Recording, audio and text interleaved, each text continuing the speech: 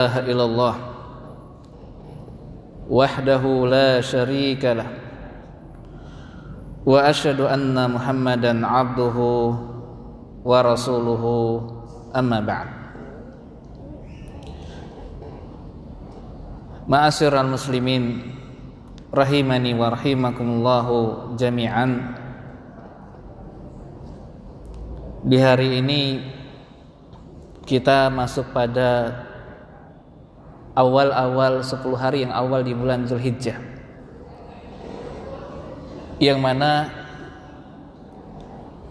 Nabi sallallahu alaihi wa ala alihi wasallam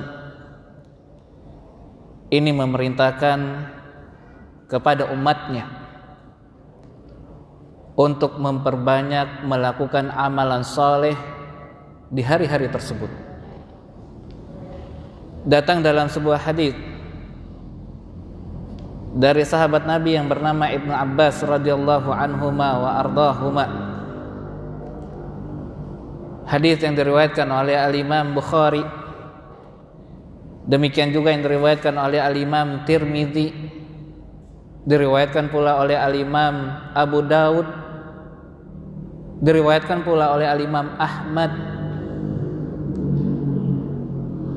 bahwasanya Nabi sallallahu alaihi wa ala alihi wasallam menyatakan, "Ma min ayyamin al-'amalu shalih fiha ahabbu ila Allah min hadhil ayyam," yakni ayyamul ashr. Qalu walal jihadu fi sabilillah ya Rasulullah. Qala walal jihadu fi sabilillah illa rajulun kharaja bi nafsihi wa malihi wa lam yarji' bidzalika min syai'in.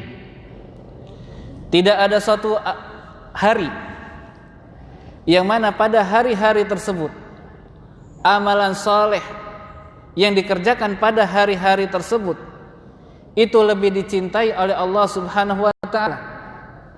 Yang pada saat itu Nabi sallallahu alaihi wasallam mengatakan hal itu, yaitu di 10 hari yang awal di bulan Zulhijjah. Karena semangatnya mereka para sahabat terhadap suatu kebaikan, maka mereka para sahabat bertanya kepada Nabi, "Wahai Rasul, tidak juga dengan jihad di jalan Allah?" Maka Rasul menjawab, "Tidak juga dengan jihad di jalan Allah, kecuali seseorang yang keluar dari rumahnya dia membawa jiwa dan hartanya, akan tetapi dia tidak kembali dengan jiwa dan hartanya tersebut."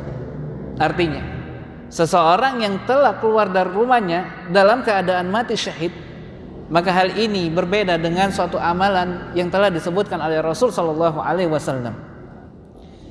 Maka di antara bentuk amalan-amalan saleh yang sangat dicintai oleh Allah untuk dikerjakan pada hari-hari tersebut adalah di antaranya adalah memperbanyak puasa. Diperbolehkan bagi seseorang untuk melaksanakan puasa dari tanggal 1 Dzulhijjah sampai tanggal 9 Dzulhijjah. Lebih ditekankan lagi ketika mengerjakan puasa tersebut itu dikerjakan pada tanggal 9 Dzulhijjah, atau tepatnya bertepatan dengan hari Arafah. Ketika Nabi SAW ditanya tentang keutamaan melakukan puasa Arafah, maka Nabi SAW menjawab bahwasanya puasa Arafah tersebut adalah sesuatu yang bisa menghapus dosa seseorang 1 tahun yang sebelumnya dan 1 tahun yang akan datang. Fasubhanallah, seseorang yang melakukan puasa 1 hari, yang berpuasa karena Allah, yang ibadah tersebut dibarengi dengan keikhlasan karena Allah, maka ini datang dalam sebuah riwayat bahwasanya Allah Jalla Jalaluh akan menjauhkan dirinya, wajah seorang hamba tersebut dari neraka Allah Subhanahu wa taala sejauh, yaitu sepanjang sab'ina kharifah, yaitu sepanjang 70 tahun. Ketika kapan? Ketika seseorang berpuasa karena Allah Subhanahu wa taala, karena keikhlasan karena Allah Subhanahu wa taala, maka Allah akan menjauhkan wajah seorang hamba tersebut dari neraka Allah yaitu sepanjang 70 kharifah. Dan di antara bentuk amalan soleh yang disukai untuk dikerjakan pada hari-hari tersebut adalah memperbanyak zikir, terutama memperbanyak takbir, tahlil, wa tahmid. Sebagaimana yaitu perbuatan yang dilakukan oleh mereka para sahabat ketika masuk 10 hari yang awal di bulan Dzulhijjah, maka mereka memperbanyak takbir, wa tahlil, wa tahmid. Sebagaimana hal ini yang dilakukan oleh mayoritas sebagian besar para sahabat radhiyallahu anhum ajma'in, seperti apa yang dilakukan oleh Ibnu Abbas, Ibnu Umar, dan yang lain sebagainya.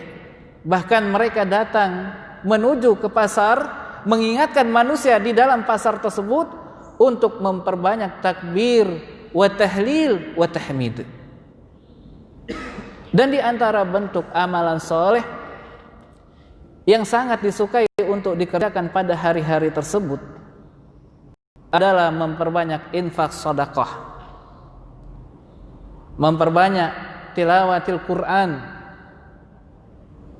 terutama pada hari tersebut itu dianjurkan untuk melakukan ibadah kurban ataupun ibadah nusuk.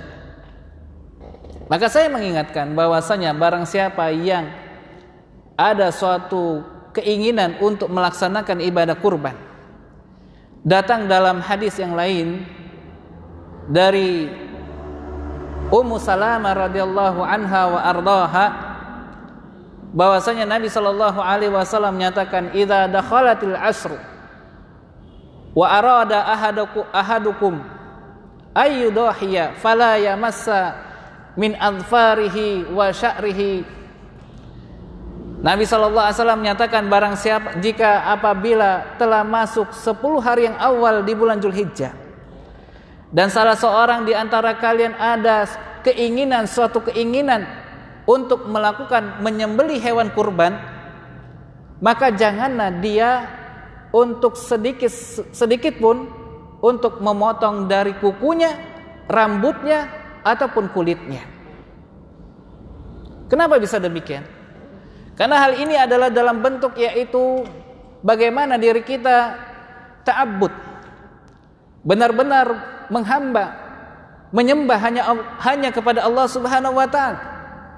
Kita melaksanakan sesuatu apa yang telah menjadi perintah dari Rasul sallallahu alaihi wasallam, maka kita mengerjakan hal tersebut. Maka segala sesuatu yang merupakan perintah dari Allah, demikian juga perintah dari Rasulnya, menunjukkan di balik perintah tersebut terdapat padanya sebuah hikmah yang sangat besar. Demikian juga sebaliknya, apabila ada suatu larangan dari Allah dan Rasulnya, menunjukkan di balik larangan tersebut terdapat padanya suatu hikmah yang sangat besar, yang sehingga dengannya kita diperintahkan untuk meninggalkan perkara-perkara tersebut. Maka ma'asyiral muslimin rahimani wa rahimakumullahu jami'an, maka jangan sampai kita melewatkan ataupun menyia-nyiakan kesempatan untuk melakukan amalan soleh pada hari-hari tersebut. Telah disampaikan bahwasanya kita malam hari ini telah masuk yaitu tanggal 1 Dzulhijjah. Maka wasari'u ila magfiratin, maka kita berlomba-lombalah untuk menggapai ampunan dari Allah Jalla Jalaluh. Naam. Maka ikhwani rahimani wa rahimakumullahu jami'an, kita kembali melanjutkan pembacaan dari kitab Nawaqidul Islam yang pada perjumpaan yang lalu telah kita sampaikan pembatal keislaman yang pertama yang dikatakan oleh penulis Syekh Muhammad bin Abdul Wahhab At-Tamimi rahimallahu taala. Beliau menyatakan pembatal keislaman yang pertama adalah asyirk fi ibadatillahi azza wa jalla, yaitu melakukan perbuatan kesyirikan dalam peribadatan kepada Allah Subhanahu wa taala. Wa qala Allahu jalla jalaluh, Allah Subhanahu wa taala berfirman di dalam surat An-Nisa, Innallaha la yaghfiru ay yushraka bih wa yaghfiru ma duna dzalika liman yasha. Allah Subhanahu wa taala berfirman di dalam surat An-Nisa ayat yang ke-16. Sesungguhnya Allah Subhanahu wa taala, ini bukan ayat yang ke-16 tapi ayat yang ke-48. An-Nisa ayat yang ke-48. Sesungguhnya Allah Subhanahu wa taala tidak mengampuni dosa selain dosa kesyirikan. Wa yaghfiru ma duna dzalika liman yasha. Dan Allah Subhanahu wa taala mengampuni dosa selain daripada kesyirikan. Hadza yadullu ala anna syirka huwa a'dzam adz-dzunub bihaitsu innallaha la yaghfiru li sahibihi illa idza taba minhu. Hal ini menunjukkan dalil bahwasanya Allah Subhanahu wa taala anna syirka, bahwasanya kesyirikan adalah bentuk sebesar-besarnya dosa, seberat-beratnya dosa. Bihaitsu innallaha la yaghfiru li sahibihi, yang mana Allah Subhanahu wa taala tidak mengampuni pelaku dosa kesyirikan illa, kecuali itaba minhu, jika pelaku kesyirikan itu bertaubat dari perbuatan kesyirikannya tersebut. Wa yaghfiru ma duna dzalika, dan Allah Subhanahu wa taala mengampuni dosa selain daripada syirik. Ma duna syirk kazina wa syarbul khamar was-saraqa wa aklar riba, hadhihi kulluha duna syirk. Allah Subhanahu wa taala akan mengampuni dosa selain daripada syirik, seperti seseorang melakukan perbuatan zina, seseorang peminum khamar, minuman-minuman keras, demikian juga orang yang memakan harta riba, dan segala bentuk bagian dari dosa-dosa besar, maka Allah Subhanahu wa taala akan mengampuni dosa tersebut. Berbeda dengan halnya seseorang yang melakukan kesyirikan. Wa hiya dakhilatun tahtal masyiah wa ashabuha ashabu kaba'ir wa hum fussaq. Maka seseorang yang melakukan dosa besar, hal ini tergantung dengan masyiah. Apa itu masyiah? Kehendak. Jika Allah Subhanahu wa taala mengampuni pelaku dosa besar, maka dia akan diampuni dosanya, dan dia akan dimasukkan ke dalam surga Allah Subhanahu wa taala. Maka orang-orang yang melakukan dosa besar, kita tidak menghukumi dirinya adalah sebagai orang yang kafir, tidak. Tetapi kita mengatakan orang-orang yang melakukan dosa besar, maka kita katakan orang itu adalah orang yang fasik. Maka ini hal yang perlu kita pahami. Jangan sampai kita terlalu mudah untuk memberikan vonis kafir kepada kaum muslimin yang melakukan dosa besar. Maka ini perlu kita pahami. Kebanyakan dari mereka, barakallahu fikum, ini terlalu bergampang-gampangan, terlalu bermudah-mudahan di dalam memberikan vonis kafir kepada saudaranya. Maka tidak boleh seseorang, walaupun mereka dari kalangan kaum muslimin yang melakukan dosa besar, maka kita katakan kamu adalah orang yang kafir, tidak boleh. Maka kita katakan kita memiliki suatu keyakinan bahwasanya orang yang melakukan dosa-dosa besar dari kalangan kaum muslimin, maka kita hukumi dirinya sebagai seorang yang fasik, sebagai orang yang fasik. Nah, ini dia. Walakinnahum lam yaqa'u fi syirk wa innama waqa'u fil kaba'ir fahiya tankisu imanuhum wa yuhakim alaihim bil fisq walau matu walam yatubu fa innahum tahtal masyiah insya'allah ghafara lahum bima ma'ahum minat tauhid wa in syaa'a adzabahum bidunubihim thumma ma lahum ilal jannah bitauhid alladzi ma'ahum hadza malu ashabul kabair allati duna syirk. Maka dikatakan oleh Syekh Shalih Fauzan hafizahullahu taala, beliau menyatakan, akan tetapi seorang yang melakukan dosa besar yang tidak terjatuh kepada perbuatan kesyirikan, wa inna ma waqa'a fil kabair, maka dirinya terjatuh kepada perbuatan dosa-dosa besar.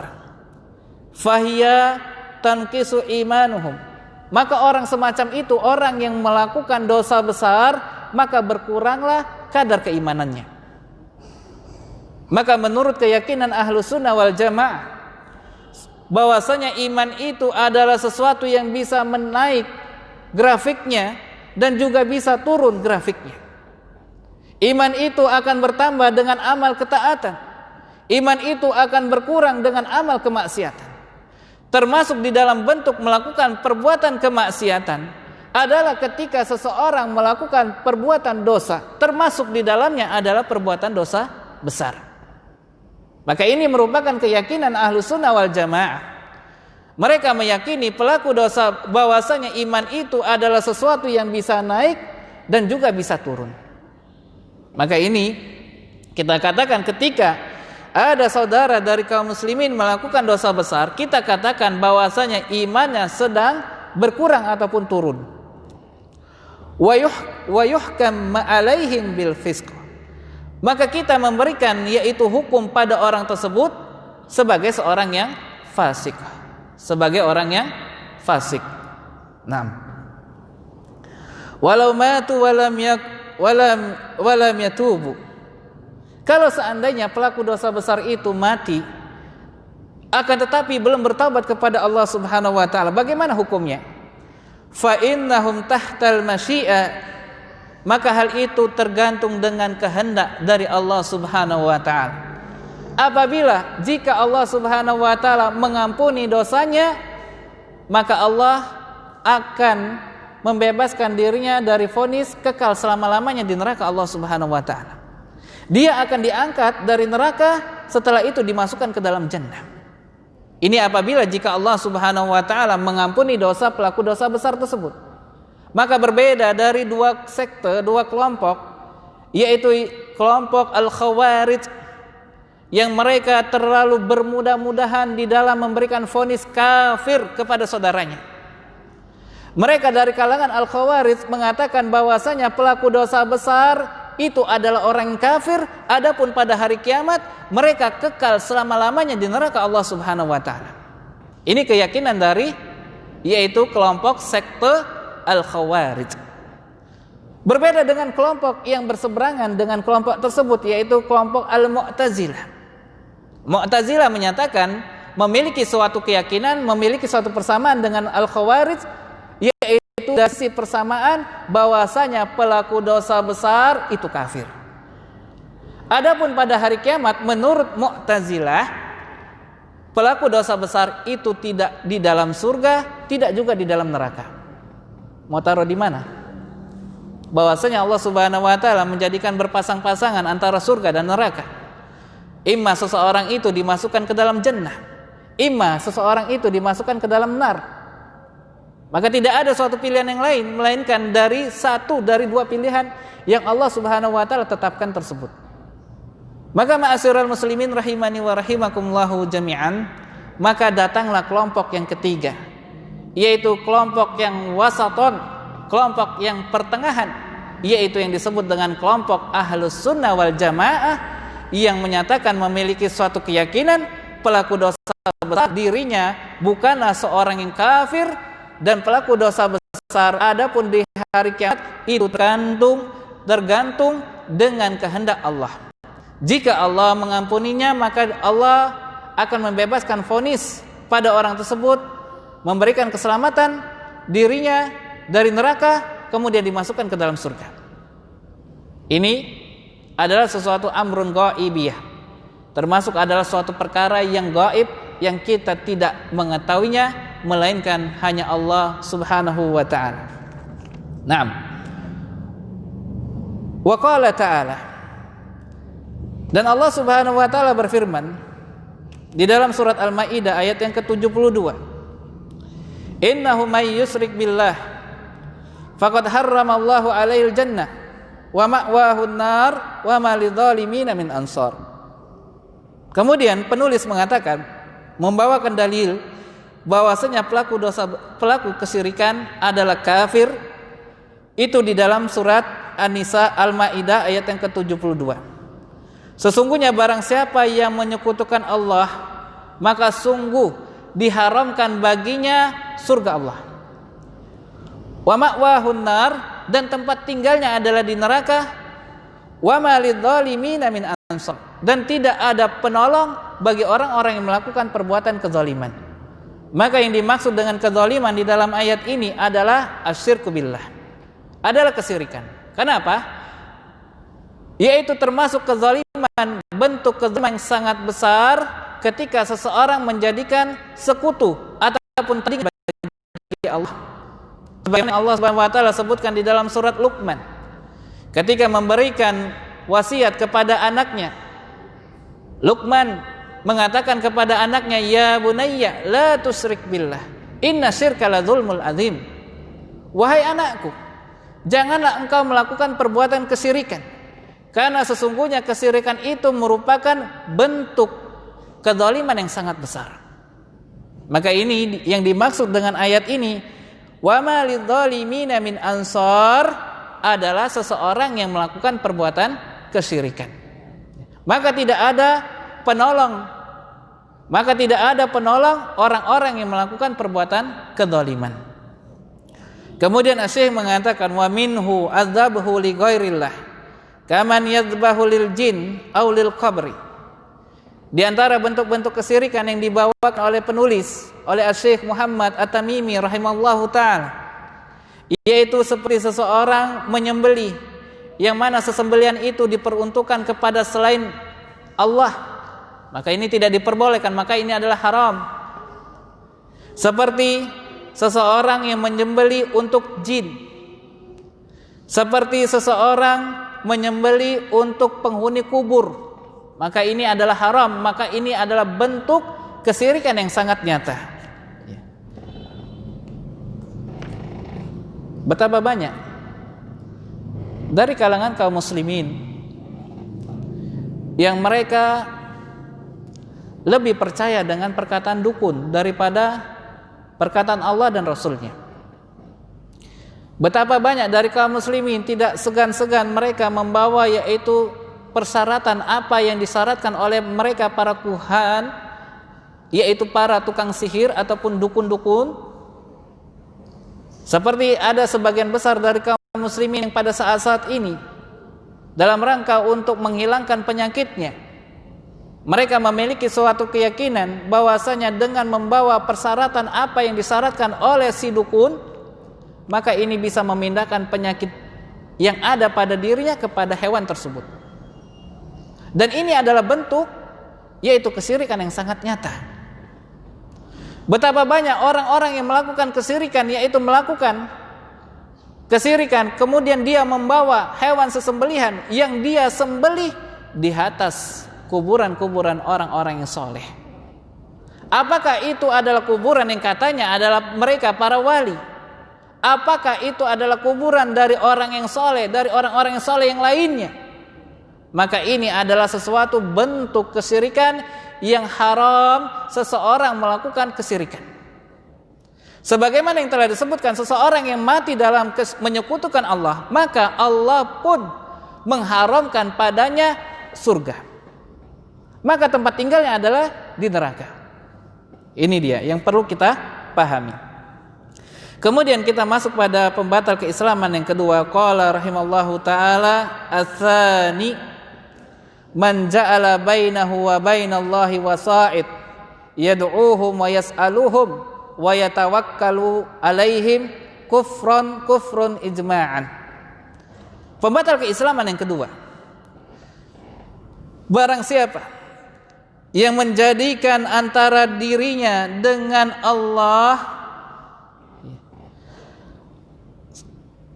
adanya sebagai perantara-perantara, di mana seperti dirinya berdoa kepada perantara-perantara tersebut, atau dengan kata lain wasilah. Wa yas'aluhum, dan mereka meminta kepada perantara-perantara tersebut. Wa yatawakkal alaihim, dan mereka bertawakal kepada perantara-perantara tersebut. Kufrun ijma'an, maka orang-orang yang melakukan perkara tersebut, perkara-perkara yang telah disebutkan oleh Syekh, maka ini adalah bentuk kekufuran, atau dengan kata lain orang tersebut dihukumi sebagai orang yang kafir secara ijma'. Kafir secara ijma'. Hadza naw'un min nakid al-awwal wa huwa alladhi yaj'alu bainahu wa bainallahi wasa'itun. Walakin asy-syaikh afradahu wa ja'alahu naw'an mustaqilan li kasrati wuqu'ihi.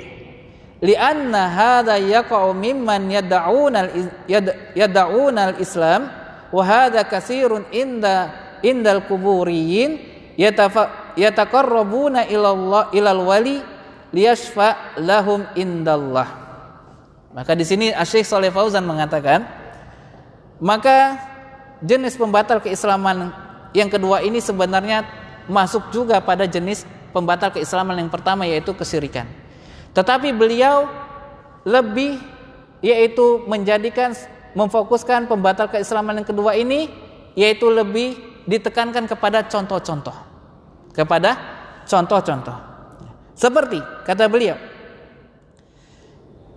seperti orang-orang yang menyembah ataupun mendatangi kuburan. Seperti mendatangi ataupun menyembah kuburan mereka, orang-orang yang saleh ataupun wali-wali Allah. Yataqarrabuna ilal wali, yang mereka melakukan hal tersebut dalam rangka untuk mendekatkan diri mereka kepada Allah melalui perantara wali tersebut yang telah mati tersebut. Ya. Melalui perantara wali yang telah mati tersebut. Ya. Apa gunanya? Gunanya mereka memiliki keyakinan liyashfa lahum indallah, bahwasanya penghuni kubur tersebut, orang yang telah mati tersebut, ini adalah sesuatu yang bisa memberikan syafaat di sisi Allah Subhanahu wa taala.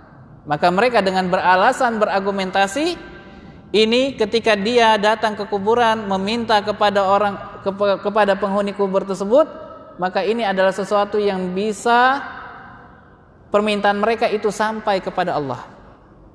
Mereka memiliki yaitu analogi. Mereka di sini adalah melakukan perbuatan-perbuatan tersebut. Kalau kita bertemu dengan seseorang, maka kita harus menemui ajudannya tersebut. Supaya apa? Supaya keinginan kita itu lebih tersampaikan, lebih terdengar kalau kita melalui lewat ajudan terlebih dahulu. Maka mereka melakukan hal itu juga. Kalau doa kita itu lebih diijabah menurut mereka. Doa kita akan diijabah apabila doa itu kita meminta terlebih dulu kepada yaitu perantara-perantaranya, ajudan-ajudannya. Maka ini adalah termasuk bentuk kesyirikan. Maka tidak boleh seseorang datang ke kuburan meminta kesehatan ataupun meminta rezeki ataupun meminta jodoh dan yang lain sebagainya. Maka ini adalah bentuk dari kekufuran. Bahkan pelakunya kita hukumi telah keluar dari Islam, telah keluar dari agama Islam. Atau dengan kata lain, perbuatan yang dia lakukan tersebut telah menjadikan dirinya murtad, telah menjadikan pelakunya yaitu telah keluar dari agama Islam.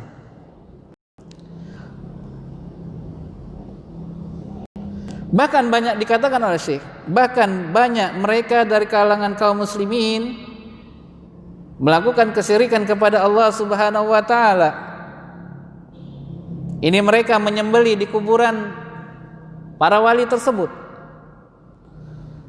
Mereka juga melakukan istighosah di kuburan orang-orang saleh tersebut ataupun para wali tersebut. Wa yaqul,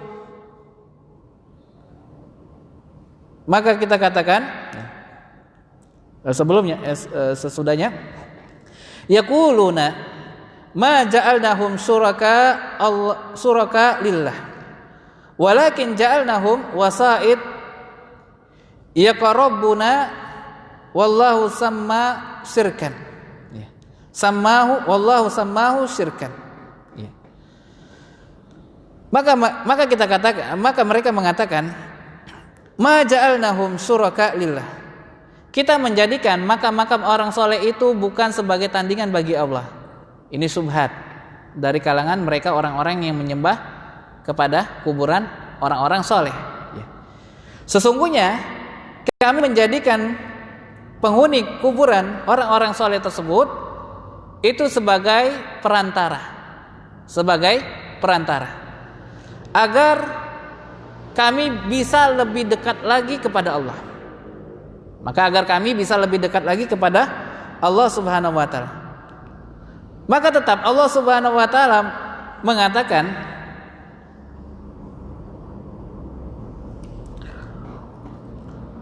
mereka kepada mereka, tetap Allah menamai perkara tersebut adalah perkara kesyirikan. Allah Subhanahu wa taala berfirman di dalam surat Yunus ayat yang ke-18, wa ya'buduna min dunillah ma la yadurruhum wa la yanfa'uhum wa yaquluna haula'i syufa'auna indallah.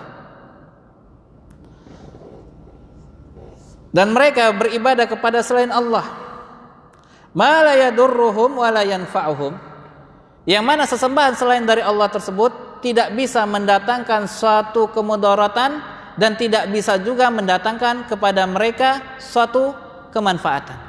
Tidak bisa menolak suatu kemudaratan dan tidak juga bisa mendatangkan suatu kemanfaatan.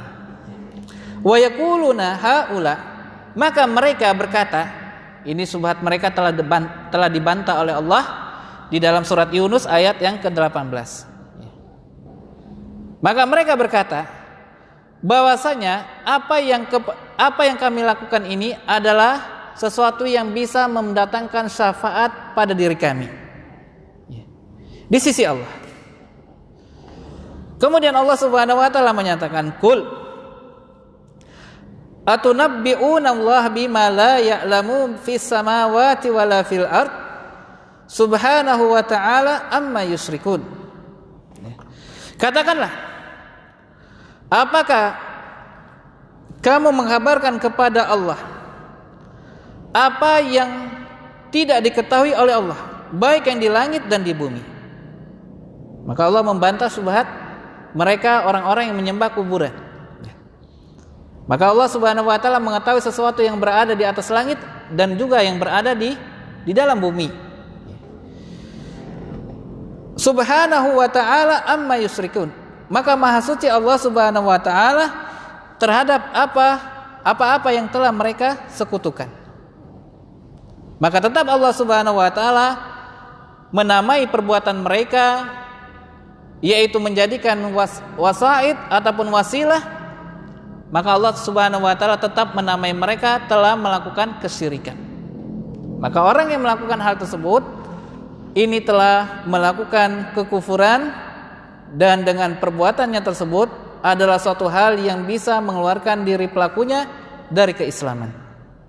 Kemudian yang ketiga, yang terakhir pada perjumpaan kita di malam hari ini insyaallah, as-salis, yang ketiga adalah malam yukaffiril musyrikin aw syakka fi kufrihim aw sahahu madhhabahum kufrun.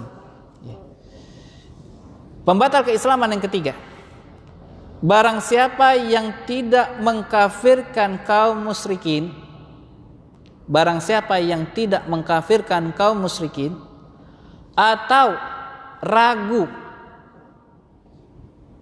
di dalam kekufuran mereka, kekafiran mereka, atau membetulkan madhab mereka. Madhab maksudnya apa? Agama mereka. Maka ini juga termasuk kekafiran. termasuk bentuk pembatal keislaman. Wa hadhil mas'alatu khatiratun jiddan yaqa'u fiha katsirun minal muslimin lil Islam ma lam yukaffiril musyrikin yaqul ana walhamdulillah ma indi syirkun wala asraqtu billah walakin nas la ukaffiruhum. Maka dikatakan oleh Syekh, maka masalah ini adalah bentuk permasalahan yang sangat-sangat berbahaya, yang hal ini terjatuh kepada sebagian besar dari mereka orang-orang yang menisbahkan diri mereka kepada Islam, yaitu malam yukafiril musyrikin, yang mereka tidak mengkafirkan mereka kaum musyrikin. Yaqul, maka mereka berkata, ana, saya, walhamdulillah, ma indi syirkun. Saya ini tidak memiliki kesyirikan. Ini saya di sini siapa? Orang yang membenarkan mazhab ataupun yang tidak mengkafirkan kaum musyrikin. Dia mengatakan, saya, walhamdulillah, segala puji bagi Allah, ma indi syirkun, saya tidak memiliki dosa syirik. Wala asraqtu billah, saya tidak menyekutukan Allah dengan sesuatu apapun. Akan tetapi walakin nas la ukafiruhum, dan juga saya tidak mau mengkafirkan orang-orang kafir. Nah, yang satu yang kedua, perkara yang pertama dan kedua bagus tidak? Apa kata dia? Saya nggak pernah melakukan perbuatan dosa, perbuatan syirik. Yang kedua apa katanya? Saya tidak pernah juga menyekutukan Allah, walaupun sekecil apapun, nggak pernah berbuat syirik, sekutu kepada Allah. Tetapi yang ketiga apa katanya? Walakinan nas la ukaffiruhum. Akan tetapi saya nggak mau mengkafirkan orang-orang kafir. Dengan perbuatan yang dia lakukan tersebut telah menyebabkan dirinya telah keluar dari agama Islam. Kita katakan orang yang seperti ini adalah kafir atau ragu tentang kekafiran orang-orang kafir. Masa iya sih? Kan baik dia. Ragu. Atau membenarkan. Atau dia membenarkan agama orang-orang kafir tersebut. Ya. Padahal Allah Subhanahu wa taala menyatakan Inna dina indallah al-Islam. Sesungguhnya agama di sisi Allah itu hanya satu, yaitu agama Islam. Maka dia tidak mengkafirkan orang-orang ateis, dia tidak mengkafirkan orang-orang yang yaitu Yahudi ataupun Nasara. Dia bahkan dirinya membenarkan apa dari agama mereka. Maka dengan sebab perbuatannya tersebut telah menyebabkan dirinya telah keluar dari agama Islam.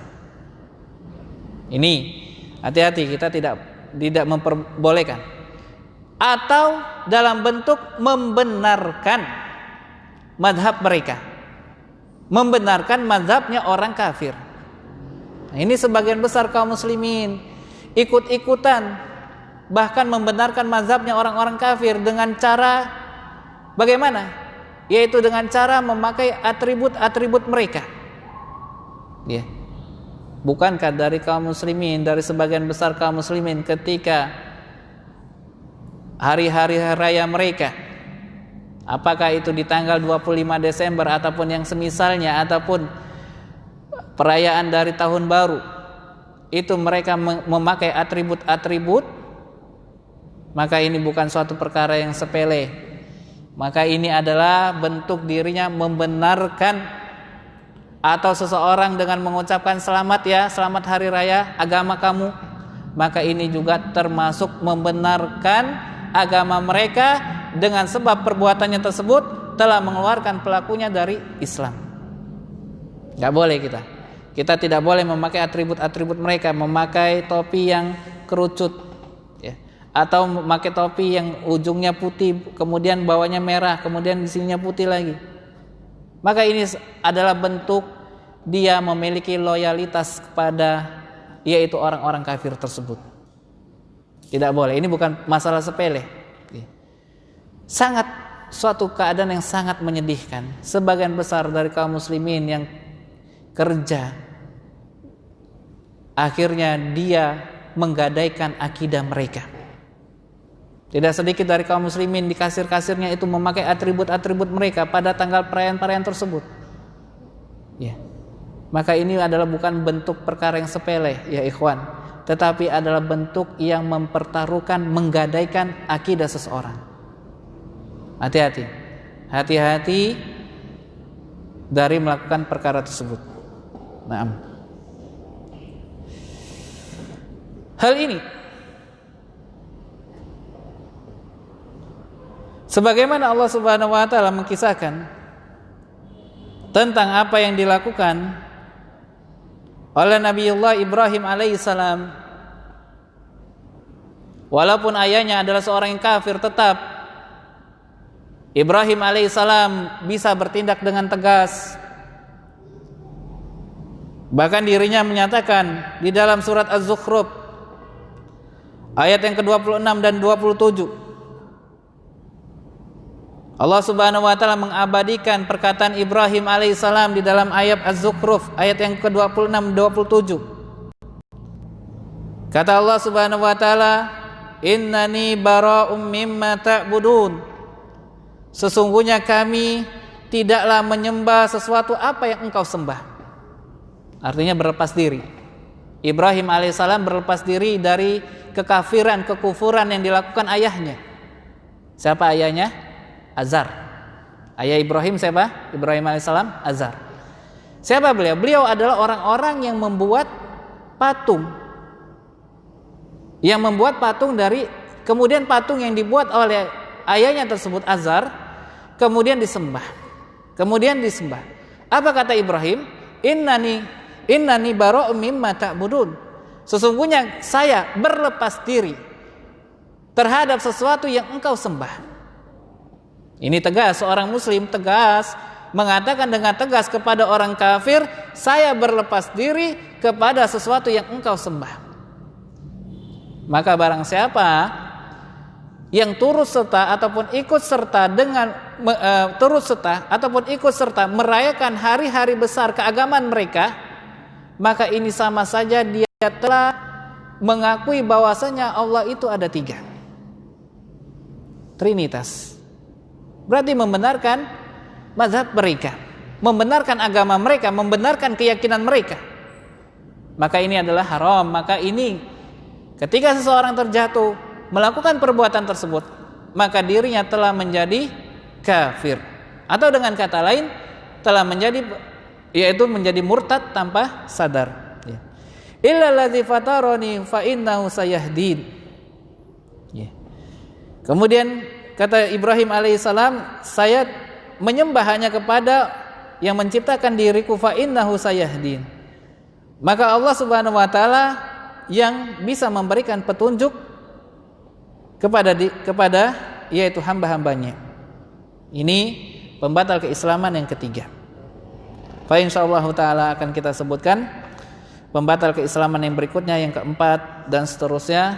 Mudah-mudahan bisa kita selesaikan dari sekitar 2 ataupun 3 kali pertemuan lagi biiznillah.